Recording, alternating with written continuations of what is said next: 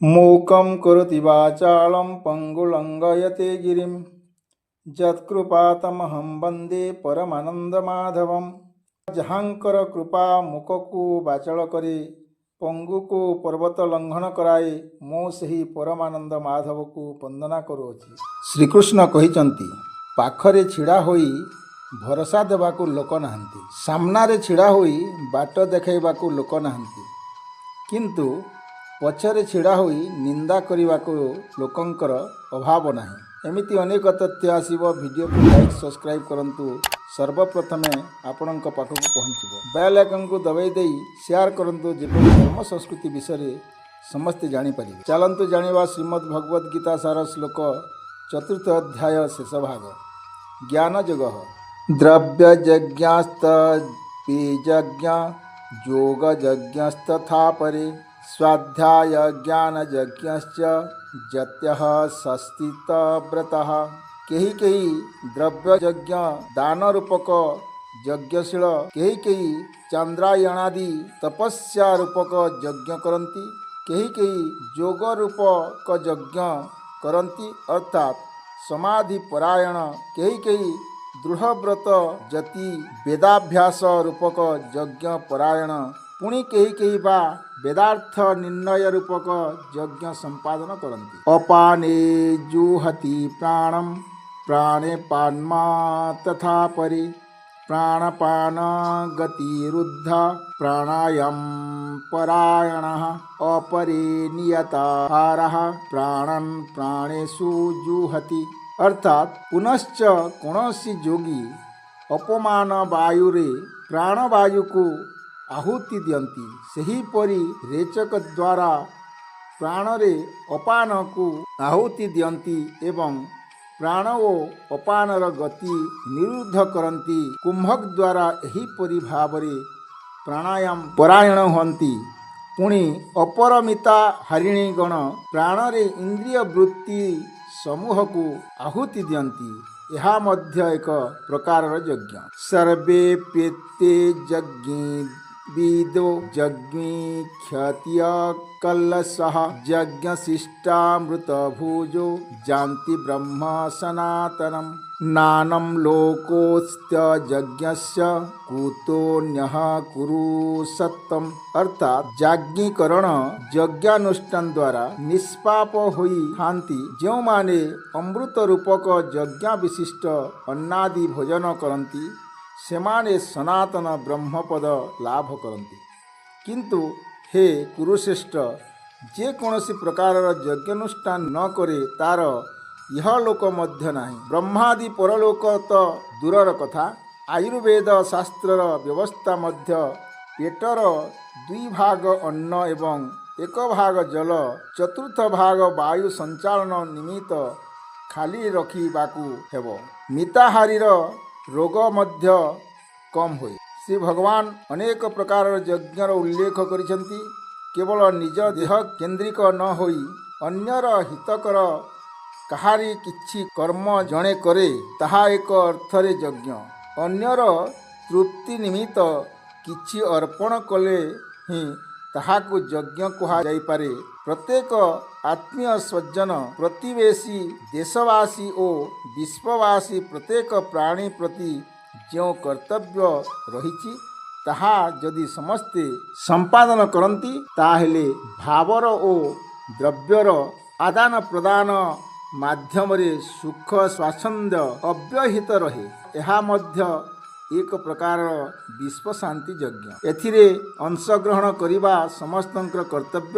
ଯେ ଅତ୍ୟଧିକ ଦେହ କେନ୍ଦ୍ରିତ ହୋଇ ଅନ୍ୟକୁ ସାହାଯ୍ୟ କରିବାକୁ ପରାମୁଖ, ତାର ଇହକାଳ ଓ ପରକାଳ ଉଭୟ ବିନଷ୍ଟ ହୁଏ। ଯଜ୍ଞ ମାତ୍ରେ ବ୍ରହ୍ମଙ୍କ ଉଦ୍ଦେଶ୍ୟରେ କରାଯାଇଥାଏ। ସର୍ବବ୍ୟାପୀ ବ୍ରହ୍ମ ନିତ୍ୟ ସର୍ବଯଜ୍ଞରେ ପ୍ରତିଷ୍ଠିତ ଅଛନ୍ତି।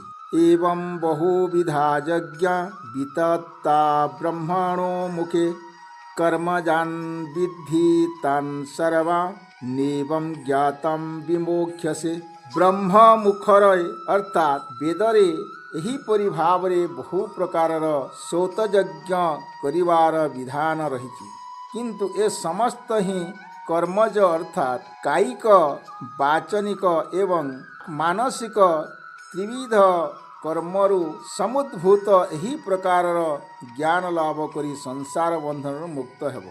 श्रेयान् द्रव्यमयात् यज्ञात् ज्ञान यज्ञ परं तप सर्वं कर्माखिलं पार्थम ज्ञाने परिसमाप्यते। अर्थात हे परंतप, संसार फलारंभक द्रव्य साध्य दैव यज्ञादिरु ज्ञान यज्ञ अर्थात आत्मज्ञानात्मक यज्ञ श्रेष्ठ।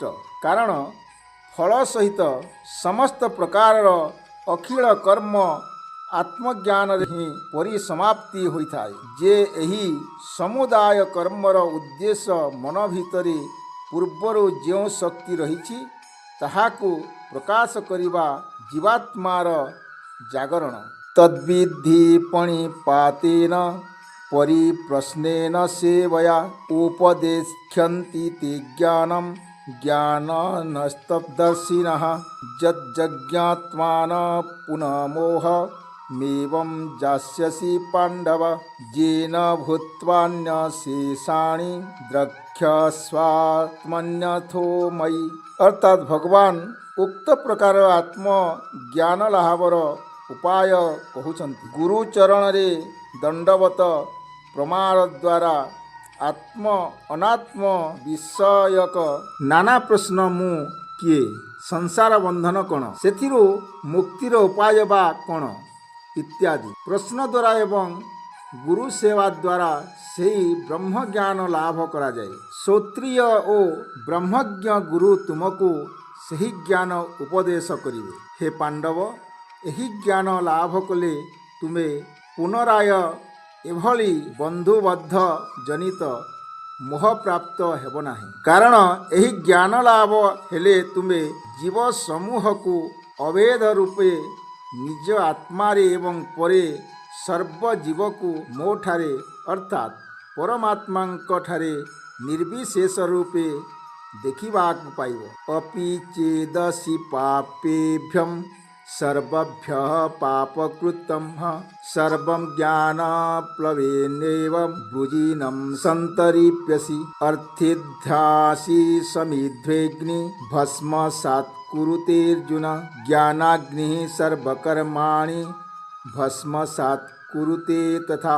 अर्थात यदि तुम्हें समस्त पापींक अपेक्षा मध्य अधिक पापकारी हो तथापि तुम्हें यही ज्ञान रूपक भेड़ारे आरोहण करी अनाशायरे पाप समुद्र अतिक्रम करी श्री भगवान कहउछन्ति, हे अर्जुन, प्रदीप अग्नि जेपरी काठ राशि भस्मीभूत करे सेहीपरि आत्मज्ञान रूपक अग्नि पारध्व कर्म व्यतीत सबु कर्म को अर्थात कर्मफल को भस्मीभूत करिथाए। संचित और क्रियामाण समस्त कर्मर नाश हेले ही जीवर कैवल्य मुक्ति होय। न हि ज्ञानेन सदृशं पवित्रमिह विद्यते तत्स्वयं योग संसिद्धः काले नाम निन्दति। श्रद्धावान् भवते ज्ञानं तत्परः संयतेन्द्रियः ज्ञानलब्धा परं शान्ति मोचिरेणाधिगच्छति। अर्थात यही लोकरे ज्ञान तुल्य पवित्र वस्तु आओ किछि नाही। निष्काम कर्म जोगरे मोक्षार्थी पुरुष सही ब्रह्मज्ञान यथा समय रे निज अंतर रे अनुभव करिथांती। जे ब्रह्मरे विश्वास ब्रह्मनिष्ठ ओ साधना रे तत्पर एवं इंद्रिय से ब्रह्मज्ञान लाभ करती एवं आत्मज्ञान लाभ करती अचिरे परम शांतिर अधिकारी होती। अर्थात तांकर मोक्ष लाभ होइथाए। अज्ञश्च श्रद्धानश्च संशयात्मा विनाश्यति नायं लोकस्तिनं परो न सुखम न सयात्मा। अर्थात यज्ञ जहार शास्त्रादि ज्ञान नहीं एवं गुरु वेदांत वाक्यरे श्रद्धाहीन ओ सन्निग्ध चित व्यक्ति विनष्ट हुए। आत्मज्ञानहीन जीवन मृत्युतुल्य ओ निरानंदमय स्वयं ख्यात्मा व्यक्तिर यह काल परकाल बा ऐतिह्य मुख किछि ही नाही। योगस्मन्यस्त कर्माणि ज्ञान निश्चन्न संशयम् आत्मवन्तं न कर्माणि निबध्नन्ति धनञ्जय।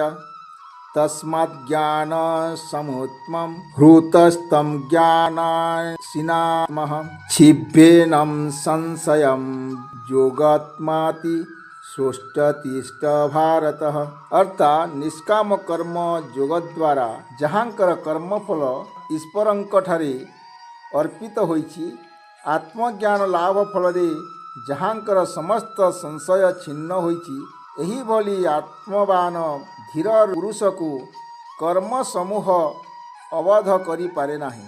अर्थात तांकर कर्म निष्काम बोली इष्ट अनिष्ट वा मिश्र कौनसी प्रकार फल ही प्रचेष्टा ही लोक संग्रहार्थ अनुष्ठित होई थाए। अतएव हे भारत, ज्ञानर जात तुमर हृदयस्थ एही असंशय को आत्मज्ञान रूपक असी द्वारा छेदन करी निष्काम कर्मयोग अवलंबन कर एवं उठ युद्ध कर।